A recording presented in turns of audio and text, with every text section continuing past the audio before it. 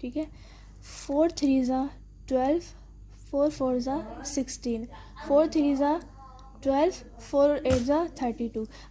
यहाँ देखें, ये जो रेशो है हमारे पास, ये तो सेम आ रहा है, बट ये जो रेशो है वो थोड़ा डिफरेंट आ रहा है।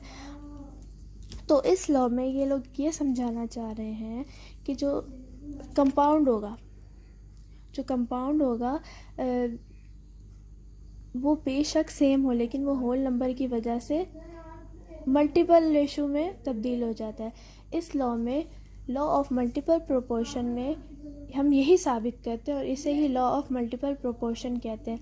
अब हम रेसिप्रोकल प्रोपोर्शन पढ़ते हैं। लॉ ऑफ रेसिप्रोकल प्रोपोर्शन क्या होता है? रेसिप्रोकल प्रोपोर्शन मीन होता है बाहिमी ताउन, यानी जो आपस में ताउन करके रिएक्शन कर देते हैं। ठीक है।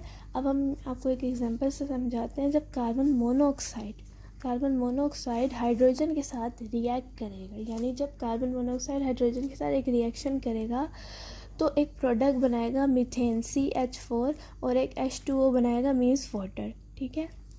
मीथेन किसे कहते हैं?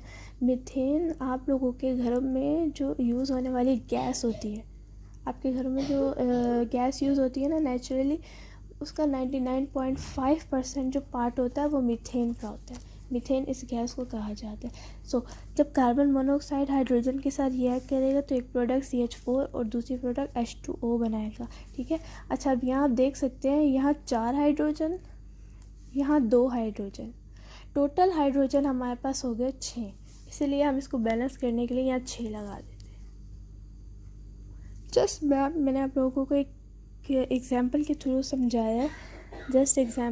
समझाया कि रेसिप्रोकल प्रोपोर्शन मीन होता है बाहिमी ताउन, ताकि जो है अंडरस्टैंड करने में इजी हो कि जब एक कंपाउंड एक एलिमेंट के साथ रिएक्ट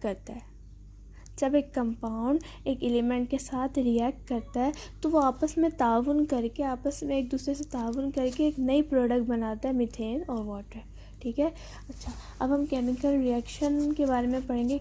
मैंने आप लोगों को बताया था केमिकल रिएक्शन होता क्या है। केमिकल रिएक्शन में जब 2 एलिमेंट या 2 से ज़्यादा एलिमेंट्स आपस में रिएक्शन करते हैं तो एक प्रोडक्ट बना देते हैं। कुछ लॉस के तहत ये केमिकल रिएक्शन हो जाता है। ठीक है।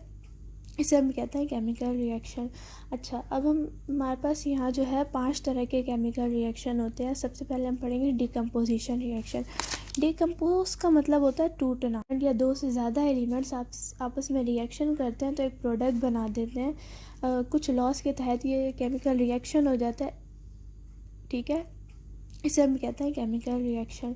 अच्छा, अब हमारे पास यहाँ जो है 5 तरह के केमिकल रिएक्शन होते हैं। सबसे पहले हम पढ़ेंगे डिकम्पोजिशन रिएक्शन। डिकम्पोज का मतलब होता है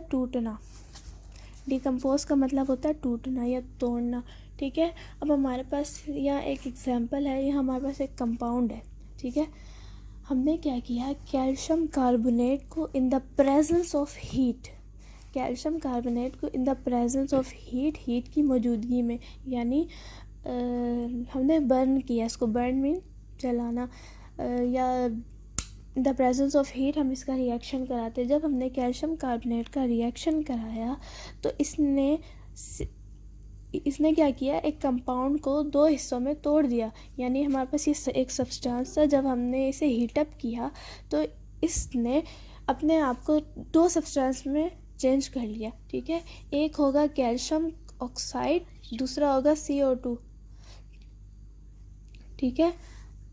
अच्छा, इसमें क्या हुआ, जब एक substance in the presence of heat burn हुआ तो इसने अपने आप को 2 चीज़ों में कन्वर्ट कर लिया। पहली है कैल्शियम ऑक्साइड, यहाँ लिख देती हूँ, ऑक्साइड, और दूसरी हमारे पास है कार्बन डाइऑक्साइड। ठीक है। तो in the presence of heat जब हमने एक सब्सटेंस को रिएक्ट करवाया तो वो 2 चीज़ों में टूट गई, ये डिकम्पोज हो गई। डिकम्पोज मीन्स टूट जाना। तो इस रिएक्शन को कहा जाता है डिकम्पोजिशन रिएक्शन। दूसरे पे आते हैं एडिशन या कॉम्बिनेशन रिएक्शन। अच्छा, ये नाम से ज़ाहिर है कि एडिशन यानी ऐड करना, कंबाइन, जोड़ना, ऐड करना, प्लस करना। ठीक है। एडिशन रिएक्शन मीन्स क्या होता है, जब कैल्शियम ऑक्साइड हमने क्या किया, कैल्शियम ऑक्साइड और CO2 का आपस में रिएक्शन कराया।